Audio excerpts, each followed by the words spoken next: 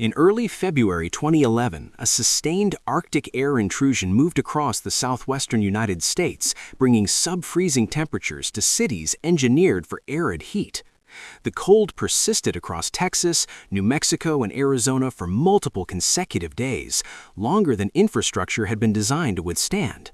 Municipal water systems and residential construction across the Southwest had been designed around winter minimum temperatures in the 30s and 40s Fahrenheit. Freezing events typically lasted hours, not days. Pipes were placed in exterior walls, attics, and uninsulated crawl spaces without the thermal protection standard in northern climates. Treatment plants used open-air clarification basins and exposed distribution lines. Building codes reflected regional norms, provisions for extreme heat, thermal expansion in summer, and seismic activity in some zones, but minimal requirements for freeze protection. Heating systems were sized for occasional cold slaps, not prolonged Arctic conditions. The infrastructure operated on the assumption that hard freezes would be brief and infrequent. On February 1, 2011, a deep trough in the jet stream allowed polar air to descend from Canada into the central United States. High pressure anchored the cold air mass over the southwest, blocking the normal west-to-east progression of weather systems. Unlike typical winter fronts that moved quickly through the region, this pattern remained stationary for multiple days.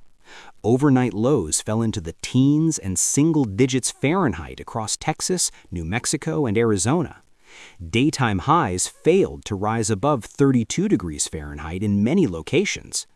The synoptic setup created what meteorologists term an omega block, a persistent high-pressure ridge that prevented warmer Pacific air from reaching the region. Clear skies and light winds allowed radiational cooling to intensify overnight temperature drops. Temperatures remained below freezing for 48 to 96 consecutive hours depending on location.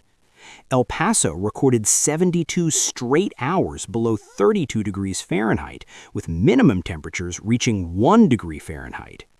Albuquerque sustained sub-freezing conditions for over 60 hours, dropping to 0 degrees Fahrenheit on February 3. Dallas-Fort Worth remained below freezing for nearly 4 days, with lows near 10 degrees Fahrenheit. Phoenix experienced its longest freeze duration in decades, with temperatures staying below 32 degrees Fahrenheit for 33 consecutive hours. Tucson recorded 36 hours below freezing. The persistence of cold, rather than its absolute depth, became the critical variable. Pipe insulation designed for brief freezes, typically lasting 6 to 12 hours, could not prevent thermal penetration over multiple days. Ground frost penetrated deeper than normal, affecting buried infrastructure. Residential water supply lines began freezing during the second night of sustained cold. Pipes in attics, garage walls, and uninsulated exterior penetrations lost heat as ambient temperatures remained in the teens for extended periods. Copper and PVC lines expanded as water turned to ice, creating fractures that would not become apparent until thaw. In single-family homes, supply lines running through unconditioned spaces froze first. Multi-unit buildings experienced failures in common areas and exterior walls. Mobile homes, common across the Southwest, proved particularly vulnerable due to minimal floor insulation and exposed undercarriage plumbing. Heating systems ran continuously, but could not prevent freezing in building cavities exposed to exterior temperatures. By February 3rd, plumbing failures had begun occurring across the region at rates that overwhelmed available repair services. Municipal water systems experienced cascading pressure losses beginning February 2. Treatment plants reported equipment freezes in clarification and filtration systems designed for warm climate operation. Chemical feed lines froze, disrupting disinfection processes. Distribution systems lost pressure as pipe breaks multiplied, individual failures that, in aggregate, exceeded system capacity to maintain delivery pressure. El Paso reported water service disruptions affecting over 100,000 residents. Albuquerque issued boil water advisories as pressure fell below minimum safety thresholds. Smaller cities in West Texas and southern New Mexico lost municipal water entirely for periods ranging from hours to days. Pumping stations struggled with equipment not rated for sustained sub-freezing operation. Water towers, typically insulated only minimally, experienced freeze-related mechanical failures. The systems had been engineered with redundancy for summer peak demand, not winter cold exposure. Electrical demand surged as heating systems operated at maximum capacity across the region. Texas grid operators recorded peak winter loads exceeding previous records. Power plants, primarily designed and maintained for summer peak demand, experienced equipment failures in sub-freezing conditions. Coal piles froze, impeding fuel delivery to combustion systems. Natural gas processing facilities experienced freeze-offs, reducing fuel supply to gas-fired generation units. Wind turbines in West Texas iced over, reducing renewable generation capacity. Rolling blackouts were implemented in some service territories to prevent grid collapse. Outages lasted from minutes to several hours depending on location and grid sector. Residential heating systems cycled on and off during controlled outages, allowing interior temperatures to drop and increasing the risk of pipe freezes. The electrical system faced demand conditions for which it had not been thermally hardened. Transportation systems across the Southwest experienced disruptions from ice accumulation and equipment failures in cold conditions. Dallas-Fort Worth International Airport canceled over 1,000 flights on February 3rd and 4th due to ice on runways and aircraft. Phoenix Sky Harbor reported delays from frozen ground equipment. Interstate highways in El Paso, Albuquerque, and across West Texas closed intermittently as ice formed on elevated sections and bridges. Road treatment inventories, minimal in a region where winter precipitation is rare, depleted within the first 24 hours. Vehicle failures increased as batteries, fuel systems, and tires encountered temperatures for which they had not been specified. Emergency response times lengthened as road conditions deteriorated. Commercial trucking halted on major freight corridors through the region, interrupting supply chains for food, fuel, and repair materials needed to address ongoing infrastructure failures. Retail and fuel distribution systems experienced operational interruptions from February 2nd through February 6th.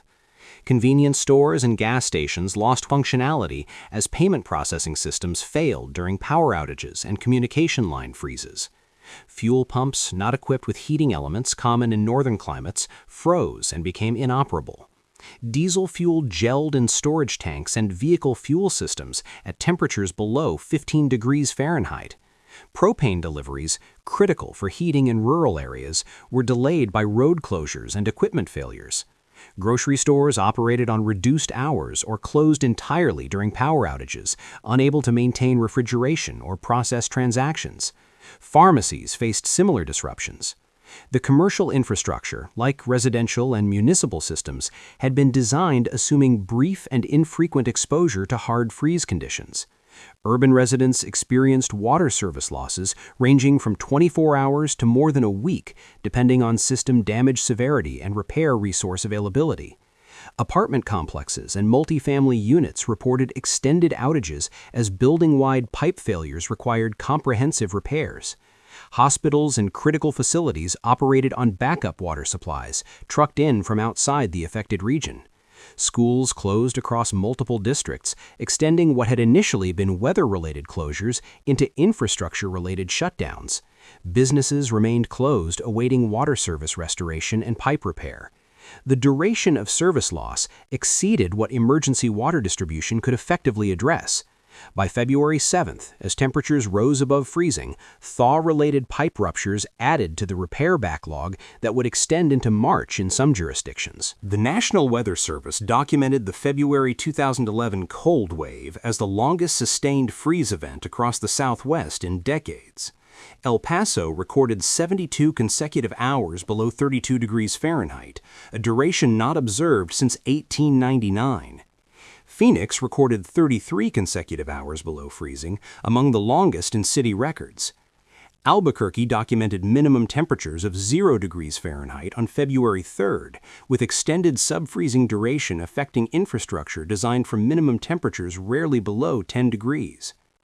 Post-event assessments cataloged thousands of waterline failures, multiple treatment plant disruptions, and electrical generation shortfalls totaling several thousand megawatts during peak demand.